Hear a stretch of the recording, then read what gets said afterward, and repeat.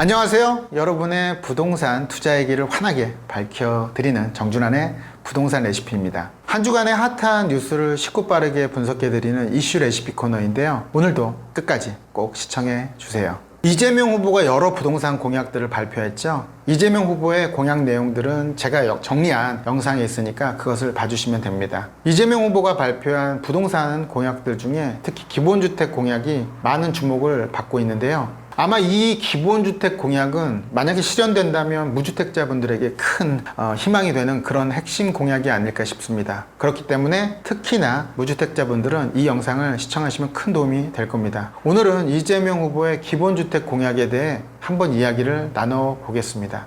이재명 후보의 기본주택 공약에 대한 원문을 한번 볼까요? 이 공약은 특히 무주택자들이 반길 만한 공약입니다. 왜냐하면 이 공약이 실현된다면 무주택자들은 첫 번째는 큰 돈 안 들이고 적은 임대료로 거주할 수 있다는 것이죠.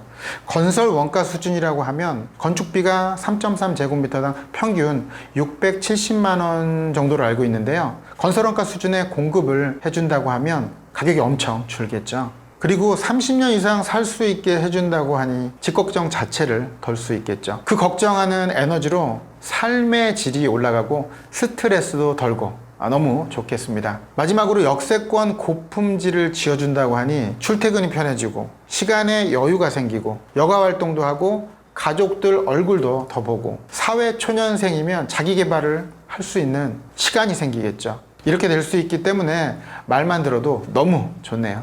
그러면 이 공약이 만약에 실현되었을 때에는 부동산 시장에 어떤 변화가 일어날지 생각해 볼까요? 임기 내 주택 200만 호 공급, 기본주택이 100만 호 이상 공급됐다고 가정해 볼게요. 크게 두 가지 상황을 상상해 볼 수 있을 것 같은데요. 첫 번째, 양질의 기본주택이 제공됐다고 가정해 볼게요. 무주택자들은 합리적인 가격으로 양질의 집에서 편하게 지낼 수 있습니다. 기존 아파트들은 가격이 떨어질 것입니다. 왜냐하면 지금 아파트 가격이 오르고 있는 이유 중에 하나가 공급이 부족하기 때문인데요. 수요와 공급의 비율이 안정되니 자연스럽게 기존 아파트 가격은 떨어지게 될 것입니다. 두 번째, 수준 미달의 기본주택이 제공됐을 때를 가정해 볼게요. 여기서 수준 미달이라는 것은 위치가 안 좋거나 좁거나 이런 것이겠죠. 기본주택은 입주자 없이 텅텅 비게 될 것입니다. 기존 아파트 시장의 가격은 전혀 잡히지 않을 것이고요. 오히려 시장이 더 상승하게 될 것입니다. 실질적인 수요를 충족하지 못하게 되는 상황이니까 결국 사람들은 원하는 집을 다시 찾게 되겠죠. 즉 집값이 오르는 상황이 될 것입니다. 사람들의 심리 또한 정부에 대한 신뢰가 사라져 부동산 시장은 어쩌면 지금보다 더 손쓰기 어려워질 수도 있습니다. 그런데 진짜 가능할까요?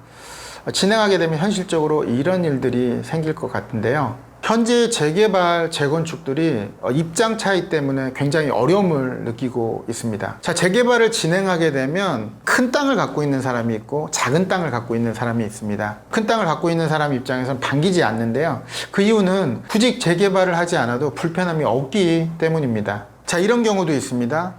재개발을 실행하고자 하는 사람과 그곳에 세입자로 살고 있는 사람의 입장 차이가 있는데요. 세입자들은 그곳이 재개발을 해서 나가게 된다면 그 임대료로는 다른 곳을 얻을 수 없는 상황들이 생깁니다. 자, 현재 역세권에 대한 개발들도 하는 곳이 있죠. 이곳들도 진행이 빠르지 않거나 안 되는 이유가 낙후되어 있다 하더라도 역세권 같은 경우는 임대료가 잘 나오는 편입니다. 그런데 이곳 같은 경우도 임차인과 임대인 간의 문제점도 생기고요. 역세권의 월세가 잘 나오는 소유주 입장에서는 개발을 반대하는 편이죠. 현재 이러한 개발을 하는 곳들에 대한 문제점이 발생하는 것처럼 이번 공약 내용이 실현되기 위해서는 많은 진통을 겪을 것 같습니다. 현재 재개발 진행하는 곳들이 이런 잡음들이 있는데요. 이재명 후보의 공약 또한 비슷한 상황이 생길 수도 있지 않을까요? 자, 그럼 순조롭게 진행되려면 어떻게 해야 할까요? 개발을 할 때 반대하는 사람의 입장도 챙기는 어떤 대안이 필요한데요. 그래야 잡음이 덜한 상태로 실제로 추진이 가능할 것입니다.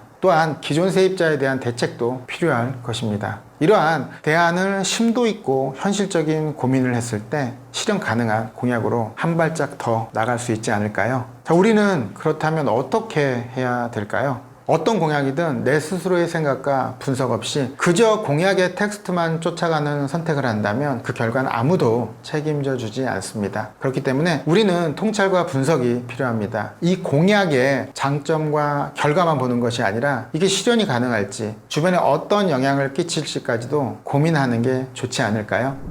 영상 잘 보셨나요? 더 궁금한 점이나 피드백을 원하시는 분들은 댓글 남겨주시고요. 댓글 남겨주시면 제가 꼼꼼하게 읽고 답변 드리도록 하겠습니다. 자, 혹시 댓글로 남기기 어려운 내용이거나 자세한 대화를 나누고 싶다면 카카오 플러스 정준환의 부동산 레시피 검색하시면 나올 거예요. 여기에 친구 신청해 주시고 글 남겨주시면 제가 답변 드리도록 하겠습니다. 앞으로도 부동산 기초, 정책, 이슈, 투자 전략을 받아보시려면 채널 구독 버튼 한번 눌러주시고요. 좋아요 한번 눌러주시면 저에게 큰 힘이 됩니다. 정준환의 부동산 레시피였습니다. 다음에 더 알찬 정보로 찾아뵙겠습니다. 오늘도 가슴 뛰는 삶 되세요.